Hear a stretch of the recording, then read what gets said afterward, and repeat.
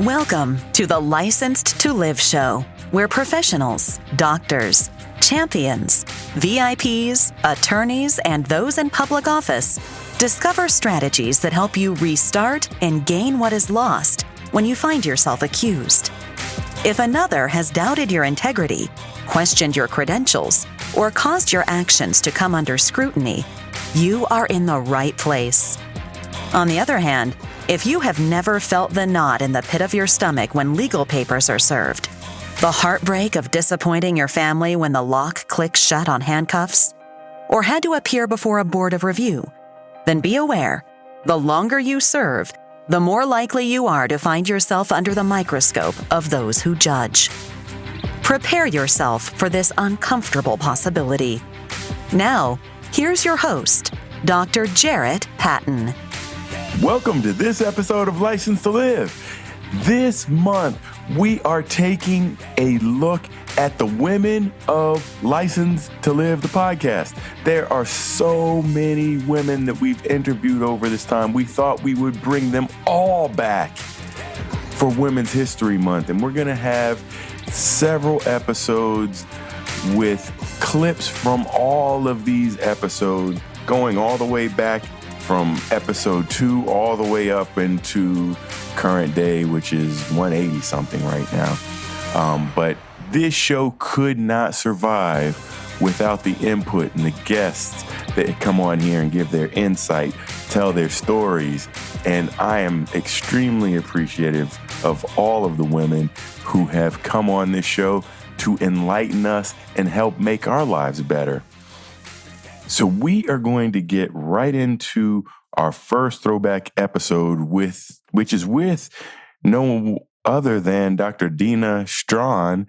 She is a dermatologist in New York City, a best-selling author, and she told us a lot about what she learned outside of the medical practice of medicine in her interviews on the show. But some of the funnest parts really talked about her learning how to surf. And you can listen in this clip right here. As you know, I went into dermatology because of my interest in AIDS. And, one of the places where, that was a big problem and there was great care and great people to learn from was San Francisco. So I really wanted to go to the University of California, San Francisco, which is very competitive to get into, because of my academic interests, my career interests, but also, I wanted to learn to surf. I wanted to live that California lifestyle. So as soon as I matched, as soon as I knew I was moving out there, one of the first things I did was go out and find a place to surf, which I couldn't do in San Francisco, the city, even though it's on the water, because it's really rough. And you have to be an expert surfer, and it's cold. Like, that's one of the things I was ignorant about. Northern California can be cold, particularly San Francisco, and that water is cold. So it's not the, in your bathing suit, surfing in the sun kind of thing. It's like in your wetsuit, trying to stay warm, dealing with some rough water. So I had to go down to Santa Cruz, where Ed O'Neill, who's a famous surfer, had a surf school. And the allure of that school was that they keep giving you lessons until you could catch a wave. Wow. Wow. Okay. Well, sounds like success. Yeah, I've never surfed. I mean, even the last time I water skied, I tore my hamstring, and I told you guys about that on the show. So you won't catch me surfing anytime soon. But Dr. Dina also went on to talk about her woes during her residency and how she rebounded. Take a listen to this. It's a story that, over the years, I've just not wanted to talk about, but I think there's some great value in sharing it at this time on this forum. Oh no, judgment. And it was during my residency, which was a hard thing to go through for a variety of reasons. One, here I was, I'd gone to Harvard undergrad, Yale Medical School, and I got my first choice, top pick in an extremely competitive residency program in dermatology at UCSF. And I think the year I applied, and just to let you know, I'm a little older. So when I applied, dermatology was a late match. So we didn't hear whether or not we got into a program until October. So fewer people applied. It helped eliminate some people because people weren't willing to take that risk, but you had to really want it because you could end up, there was no scramble. You couldn't scramble and get yourself a family practice spot or get something else. We were out there by ourselves. So, you had to be a little gangster to go and apply in derm back in 1994 when I did. I did that. I got exactly what I wanted, UCSF. And so, I was feeling on top of the world, but, my experience there was not so golden. Wasn't so nice. I mean, it was pretty toxic. And, in fact, during my residency, I had to deal with a lawsuit that wasn't a patient lawsuit. Oh, no, not another test. It was a very strange lawsuit that, without putting too much detail out there, that took place between colleagues in the department. And if I were to describe all the details, it was really crazy. But a lot of it was the result of some of the problems my program director had with having Black people in this very competitive, coveted residency program. And it was his first time being a program director. And he had, when I look back now, that I'm older and I know more and I have some more insights about people and maturity. I think he probably had a little, issues with being on the spectrum. This is my opinion. This is my observation. And just social issues, perhaps not the best person to be in charge of the residents, and maybe hadn't resolved some of his own background and his comfort with dealing with diversity, which was ironically what that university was known for, being championing diversity at all levels. And so I felt like I spent my residency, a residency that everybody else wanted, being attacked by the person who actually inspired me to want to go there because he was doing what I was interested in doing. But he just didn't like the fact that there was this Black woman who had these great credentials. He just couldn't do it. It was just very awkward. Now we get to episode 6. This is with Dr. Dianne Ansari Winn, and she is a best-selling author. She is a physician, and she talked to us a lot about burnout. And as part of her executive coaching business, she identified a lot of burnout, and she helps define burnout in a person in this way. How would I know if I'm burned out?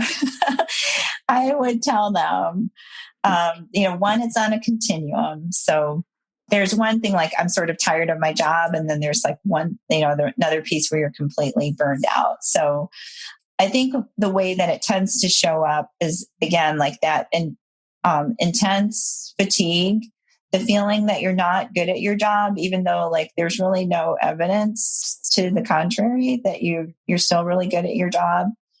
When you start seeing others as like, people start to get irritated with the patients, like the patients are the problem.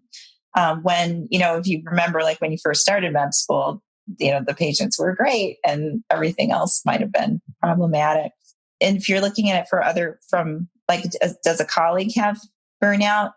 Are they taking more sick days than they used to? And on that note, are you noticing that your health is suffering? Is your sleep suffering? Are you starting to drink more if you're a drinker? Are you starting to dabble into drug use? Dangerous behaviors, those can all show up as burnout. What are your relationships looking like? Are they starting to suffer? That irritation isn't necessarily just with patients. It can go to staff, colleagues. And then I think the most harmful part is when it starts to spill over into our friends and family, the people that we love. Do we feel disheartened? Do we feel like we've lost our purpose? Did we lost our sense of self? our identity. It's not the same as depression, but it can be similar in the sense that sometimes depression can show up as anxiety, or it can show up as anger or fear. So like having a lot of these intense emotions can be signs and symptoms of burnout as well.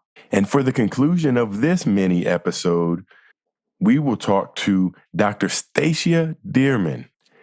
Her life has been totally changed by being sued and having malpractice suits, changing the way she entirely practiced medicine.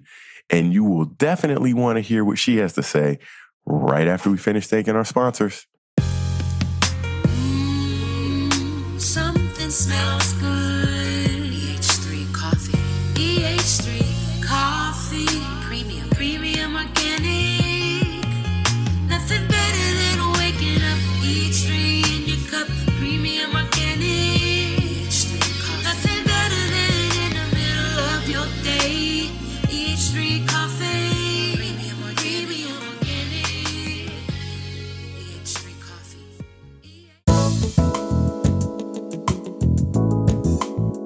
Hey, this is Dr. Jarrett Patton. Do you need more positivity in your life? No matter what part of your life you want to transform, positive affirmations can help you achieve your goals. But sometimes making permanent changes can be difficult. Designed with you in mind, Licensed to Live, daily affirmations to rebuild your life will inspire and equip you to become the best version of yourself. Licensed to Live, daily affirmations to rebuild your life will set you on the path to changing your mindset, beliefs, speech, and ultimately your actions. You can change your life now by getting your copy at Amazon, Barnes & Noble, your finer book retails, or licensedtolive.com. That's licensedtolive.com. The time is now to refresh your career. We help doctors, lawyers, executives, and VIPs refresh and restart. Dr. Jarrett's coaching helps you build confidence, gain more credibility, develop more leadership skills, and gain clarity in your career path. Want to climb the executive ladder or branch out on your own? We'll put your career in overdrive. Visit drjarrett.com and sign up for your free strategy session. Hey guys, this is Janae Noonan, and I'm here with Dr. Jarrett on License to Live. Hit the subscribe, follow the journey. Let's go.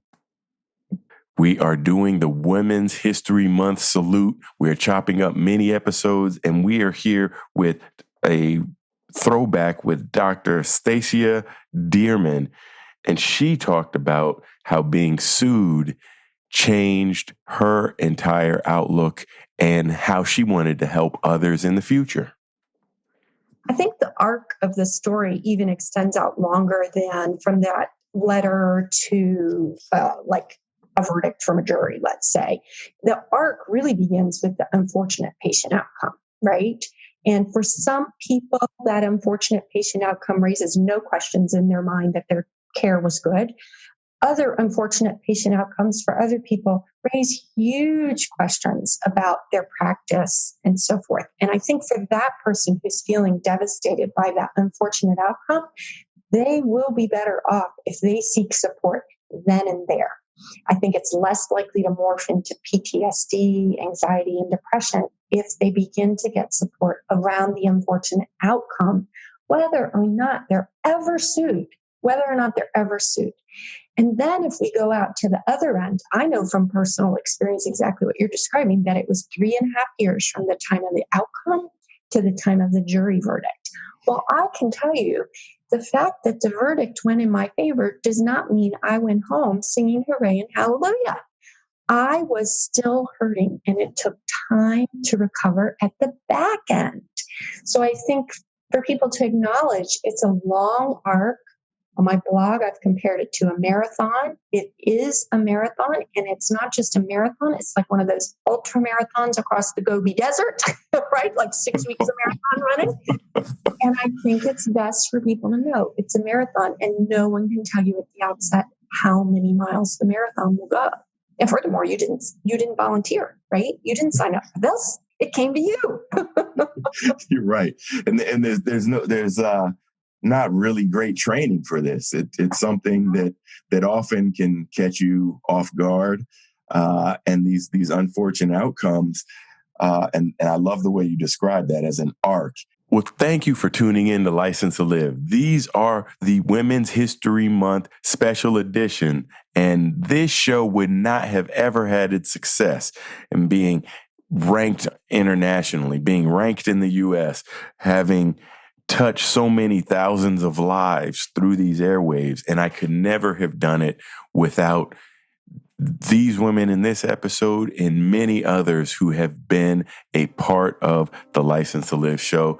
I thank you as the listeners, and please, as I ask you with every episode, rate this episode so that we can continue giving the best information and changing the most lives. We'll see you next time.